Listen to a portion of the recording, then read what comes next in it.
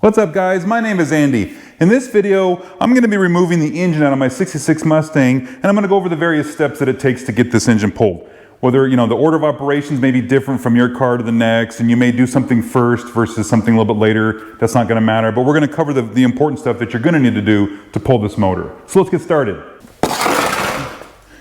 And it probably goes without saying, before I start doing this, you should disconnect the battery from your car. In my case, I have a battery in the trunk, and I just have a circuit breaker back there, so I just tripped that before I started this.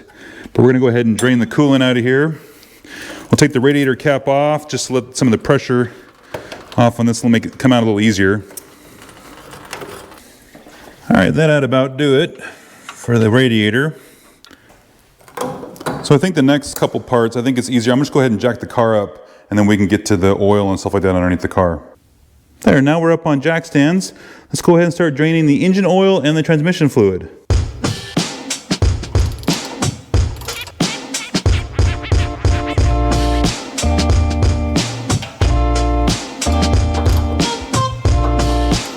While we're here, I'm going to go ahead and just do the oil lines here because I've got that pan underneath to catch the fuel. If you have one of these 1/2-inch flare nut kind of wrenches, it makes it a lot easier to do these fuel lines because then you don't strip the nut on here.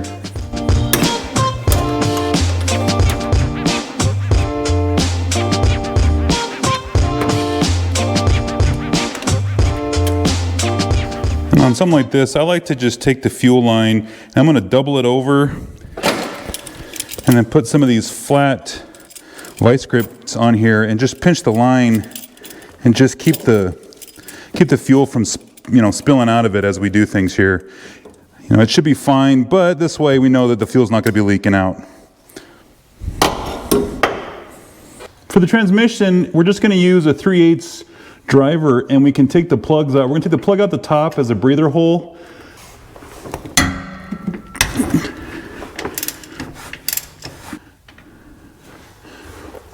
And then the bottom one is the actual drain bolt.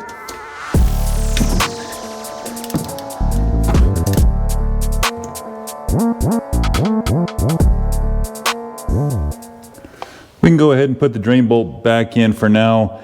We just need to get enough of this transmission fluid out so that when we pull the drive shaft that it doesn't leak out the back. Speaking of drive shaft, let's go ahead and disconnect the end of the axle from the third member and we can pull it out of the transmission.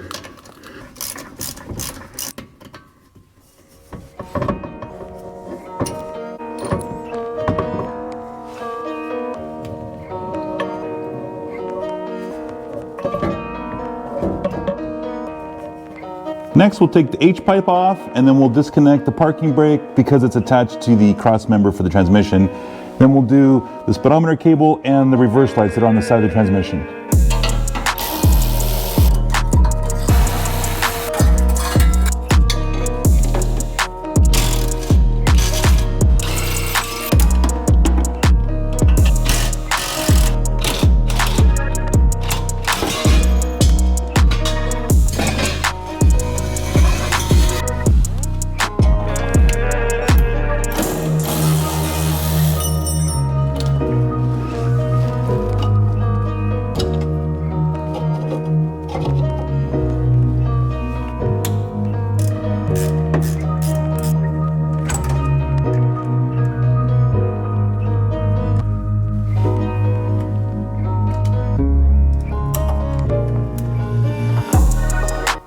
Next, we're going to disconnect the cable clutch mechanism that I have here, about here and right there.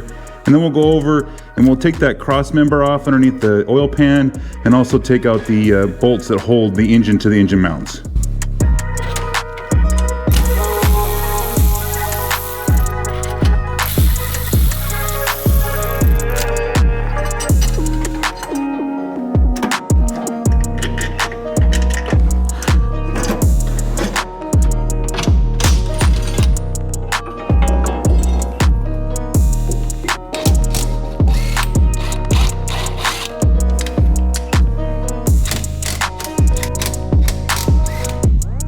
Continuing on, we're gonna need to take the starter out, and then we are gonna probably have to drop the steering, this idler arm, the steering linkage, just so that we've got enough space when we move everything out of here.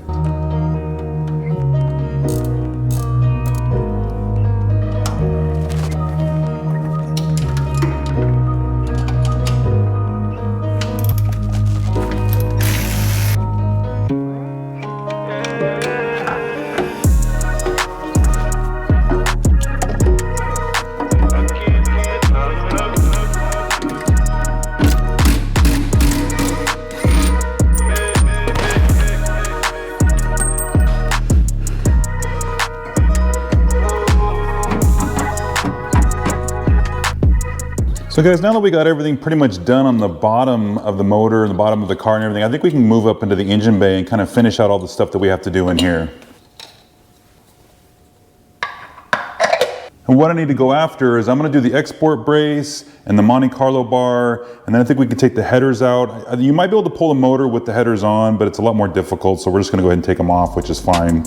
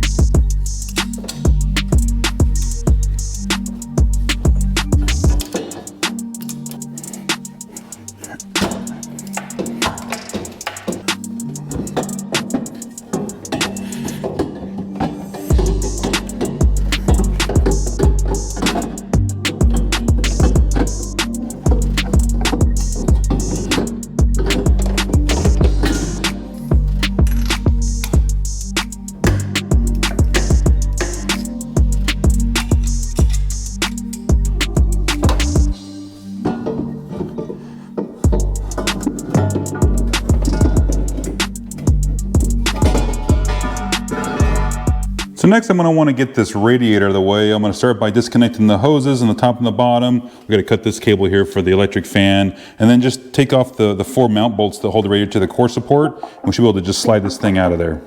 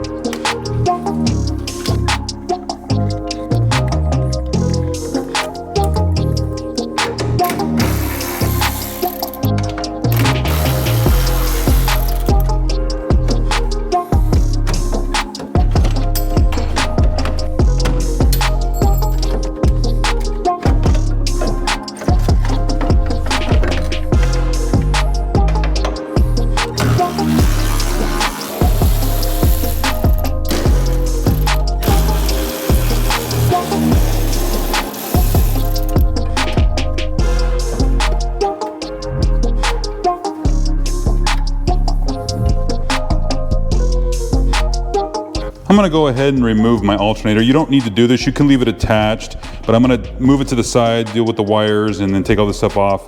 Again, it's not critical, but I'm just going to do it on this car.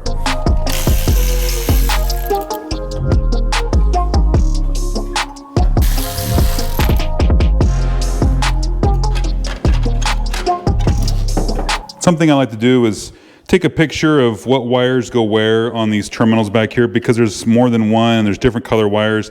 I don't recall which ones go where, so yeah, I just take a picture so then I can look at it later and it'll tell me what wires go where. All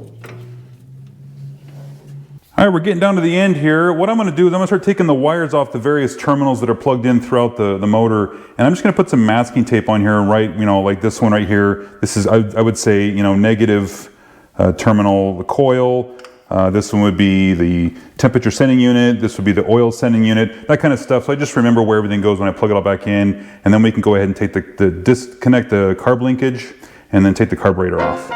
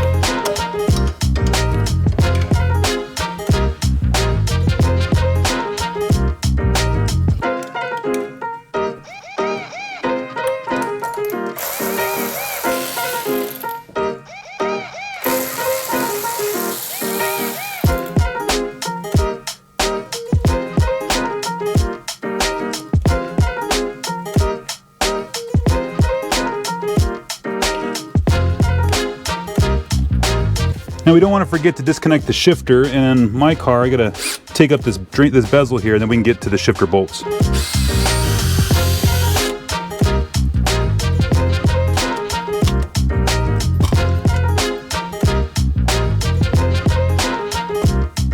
All right, guys, we're pretty much to the end here. I went ahead and bolted this plate on the intake manifold. This is how we're gonna pick up the engine with this cherry picker. And so what I'm gonna do is we're gonna go ahead and hook this on here. I'm gonna put a little tension on this. Then I can go down and put a transmission jack underneath the transmission, take that cross member out. It's because the engine's gonna wanna tip backwards when we do that. And this way we're starting to hold it and support it. Because remember, I took the bolts down below out of it. So really the only thing that's sitting in place is the engine's sitting on the engine mounts. It's not bolted in. And then the cross member is holding in the transmission, and the transmission's bolted here. So let's go ahead and get the transmission jack in place. And then we can start, take that cross member off and get this engine out of here.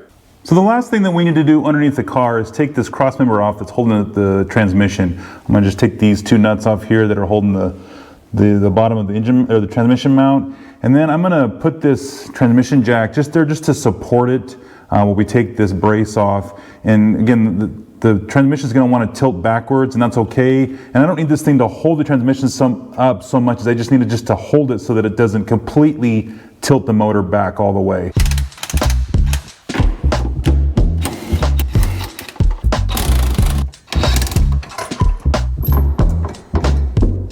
All right, guys, so I gave it just one last check. You know, everything's disconnected, nothing's holding on to the car. I think it's time to go ahead and just lift her out and cross our fingers that we don't drop anything.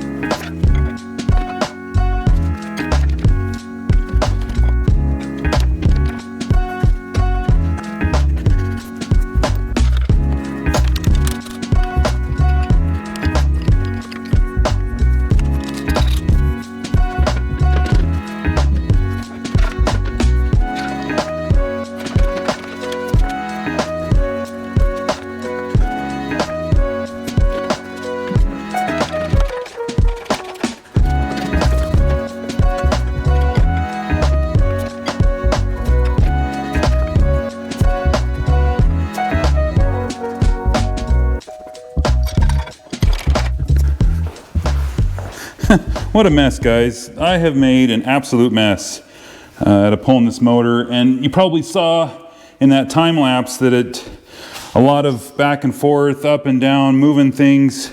I noticed that, you know, by picking it up here on this middle eyelet, and I don't want to say the motor is balanced, but you know, it's balanced more, and I probably should have picked it up on the front, which would allow it to tip back more. I kept getting the shifter caught on the sheet metal in the tunnel there and scratching up the sheet metal and stuff, so I'll have to go back and I'll have to touch that up with some paint. And of course, dripping transmission fluid everywhere, coolant everywhere. What a mess. And of course, trying to do this all by yourself too, it's more difficult when you don't have another set of hands to hold something or move something. There's something to think about there if you guys are going to be pulling your motor. I also scratched up my valve covers on the old shock tower brackets there for the export brace, where the export brace goes. And gosh darn it. So, you know, if I didn't have those on there, I probably wouldn't have scratched those up, or I probably should have taken these off You know, it would have been a lot easier to get the headers off if I would have had these valve covers out of the way, so that's something to think about next time too. So more or less, that's how you're gonna take the motor out. You know, thinking back, like I said, I should have maybe changed the eyelid on here, but also really taking the transmission off probably would have been better. I still got it done. These things are kind of a pain to put in the car, but you know, they're really not that big of a pain to take out. And looking back, I probably should have just unbolted this from the bell housing. That have made it a lot easier to pull from the car. I wouldn't have had as many problems. So for those of you that are looking to watch this video to learn how to pull a motor, heads up on that. For those that are just watching for entertainment, well, you got to see me struggle. And so speaking of that, so the guys that are here, because they've been following my channel, you're probably wondering why I pulled my motor. Well, I pulled it because I'm